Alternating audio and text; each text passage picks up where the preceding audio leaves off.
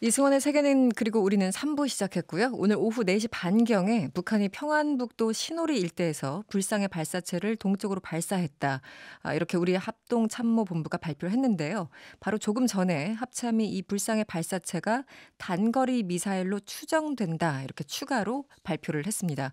북한이 대체 왜 오늘 단거리 미사일을 쏜 건지 짚어보도록 하겠습니다. 통일연구원의 조한범 선임 연구위원 연결했습니다. 여보세요? 예, 안녕하세요. 네, 안녕하세요. 그 5일 전에도 미사일이라고 했다가 이 단거리 발사체라고 수정을 했는데 이번에도 그럴 가능성이 있을까요? 글쎄요, 지금 단거리 발사체라고 갑자기 지금 새로운 용어가 나와가지고, 네. 그러니까 북한이 지금 운용을 하고 있는 것들이 보면은 이제 로켓이 있고, 그 네. 다연장이고 방사포라고 하는 게 있고, 네. 여기 유도 장치가 들어간 미사일이거든요. 네, 네. 근데 북한이 지난번에 썼던 240mm, 300mm 네. 이 로켓입니다. 다연장 로켓인데, 네. 이 경우는 사거리가 200km까지 가면 최장거리예요. 200km까지. 예, 네. 그러면은 지난번에 샀던 게 240km인데 네. 그러면은 240km가 넘어가는 다연장은 없거든요. 그러면 음. 단거리 발사체라고 하는 단거리는 쇼트레인지는 사실은 미사일을 의미합니다. 네. 그러니까 그렇기 때문에 지난번의 경우에도 미사일일 개연성이 상당히 높은 거고 다만 네.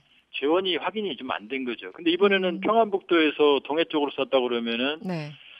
해안까지 간다 그러면 사거리 500km 내를 쏠 수 있거든요. 네, 네. 그러니까 아마 북한이 가지고 있는 지난번에 쐈던 것보다 사거리가 좀 긴 스커드 C형 정도 어. 아니면은 노동 미사일이 1000km, 1300km니까 노동 미사일을 사거리를 줄여서 쐈을 가능성 네, 네. 아니면 스커드 B형이 사거리가 500km거든요. 네. B형이나 C형은 600, 700, 좀 사거리 연장되면 900까지 가거든요. 그러니까 스커드 BC형이나 노동일 가능성이 높습니다. 네, 고도를 높여서 이제 거리를 좀 축소하는 방식으로 했을 수 예, 여러 있는데 가지 방식이 있어요. 연료를 네. 줄 수도 있는 거고. 아, 오늘 건 이제 2발 비행했다고 합참에서 밝혔는데요. 420km 그리고 270km라고 하네요. 예, 예. 네, 어떤 것들이 있는지 조금 더 기다려 보도록 하고요. 추가적인 발표가 있을지 모르겠습니다만 뭐 가장 중요한 건 그거죠. 왜 쐈을까? 며칠 전에 쏘고 왜 또 쐈을까? 이유가 뭘까? 이런 거잖아요.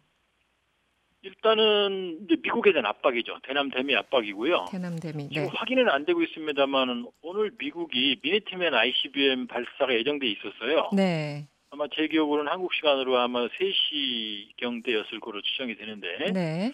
북한이 미사일 발사나 군사적인 행보를 보일 때는 한미의 군사적인 움직임과 연동해서 하는 경우가 많아요. 음. 그래서 만일에 미국이 미니트맨을 발사했다 그러면 네. 여기에 대한 대응으로 했을 개연성도 있죠. 그러나 어느 경우든 네. 하노이 이후 북미 대화 교착 국면에서 북한식 음. 그러니까 적절한 선은 유지하면서 네. 아슬아슬한 그 수입니다마는 네. 미국을 압박하는 또 동시에 한국을 압박하는 그런 북한식 중저강도 압박 전략을 하고 있다 이렇게 봐야겠죠. 네. 한미 간에 지금 그첫 번째 발사체, 단거리 발사체라는 걸 발사했을 때 한미 간의 협의를 통해서 정리를 한 입장이었잖아요. 근데 예, 오늘 예. 다시 한번 쐈기 때문에 좀 해석이 다를 수도 있고 대응이 다를 수도 있을 것 같은데 어떻게 보세요? 지금 정부 당국의 대응을 봐야겠지만 아마 단거리 네. 미사일로 아마 입장을 정리할 가능성이 높아요. 왜냐하면 여러 음. 정황상 네네. 그렇게 본다 그러면은 중저강도 도발을 하고 있지만 네네. 이게 누적이 되면은 한미의 인내심의 범위를 넘어서거든요. 음. 그렇기 때문에 지금 여러 가지 복잡한 상황인데 네.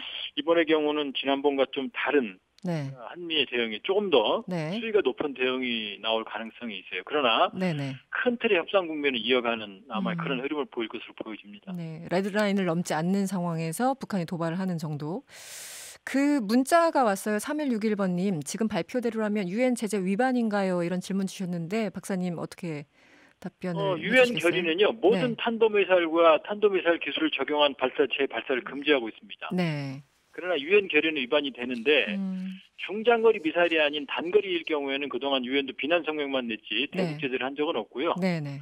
또 하나는 북미 간에는 완전한 비핵화에 구체적인 어떤 로드맵도 합의를 한 바가 없기 때문에 네. 북미 간의 합의 위반에는 해당이 되지 않습니다. 위반이라고 할 수는 없는 거다.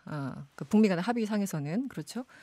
그 박사님 그 비건 대표가 어제 와서 오늘 우리 측 그 이도훈 그 교수 본부장을 만났는데 이 대북 식량 문제 얘기한다라고 했었잖아요. 이게 예정대로 예, 예. 되겠습니까? 이런 상황에서?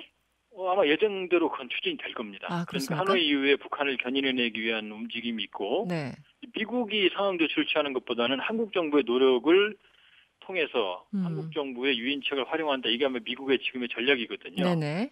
그렇기 때문에 오늘 북한의 움직임이 다소 영향은 있겠지만 네네. 큰 줄기의 협상구매를 유지하고 북한을 견인해내는 한국 정부의 노력, 이런 큰 그림에는 큰 변화가 현재로서는 없을 것으로 보여집니다. 네, 알겠습니다. 통일연구원의 조한범 선임 연구위원이었습니다. 고맙습니다. 예, 고맙습니다.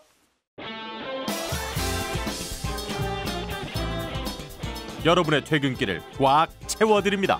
평일 저녁 6시 5분 이승원의 세계는 그리고 우리는